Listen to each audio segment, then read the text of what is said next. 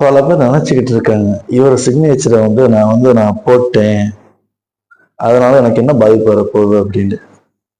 அவர் சிக்னேச்சரை நீ போடுற, அது எந்த இடத்துல போட்டிருக்க, அந்த டாக்குமெண்ட் எப்ப ஃபால்ஸ் டாக்குமெண்டா மாறும், அதனால ஏற்படக்கூடிய பனிஷ்மெண்ட் விளைவு என்ன நீங்க பாத்தீங்கன்னா ஒன்னே ஒன்றுதான்.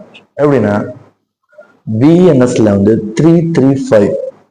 335 அதுல என்ன பண்ணிருக்காங்கன்னா, மேக்கிங் ஏ ஃபால்ஸ் டாக்குமெண்ட், அதாவது ஒருத்தருக்கு 10,000 ரூபாய் கொடுக்கணும், அவரை 1,00,000 கொடுக்கற மாதிரி வேற மாதிரி ஃபோர்ஜரி பண்ணி அதுல கையெழுத்து போட்டு அதுல இது சேஞ்ச் பண்ணி கொடுத்தா அது அந்த நேரத்துல அவனை வாங்கிடலாம். ஆனா ஃபோர்ஜரி அப்படின்னு சொல்லிட்டு பிஎன்எஸ் 336ல நிறுவக்கூடிய சமயத்துல 3 இயர்ஸ்ல அப் டு 7 இயர்ஸ் வர, அதே மாதிரி பிளஸ் ஃபைன் வேற, இல்லைன்னா ரெண்டுமே சொல்ல போனா ஃபைன் இல்ல இந்த ரெண்டுக்குமே சேர்த்து நம்மளாம் அவர் மீது வழக்குக்கு தண்டனை கொடுக்கப்படக்கூடியதா இருக்கு.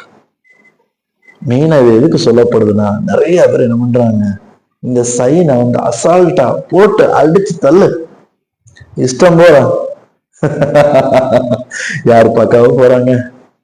ஒன்னே ஒண்ணு, நீ உனக்கு அஞ்சாட்டாலும் பரவாயில்ல, உன்னை படைத்த இறைவனுக்கு அஞ்சிக்கும்.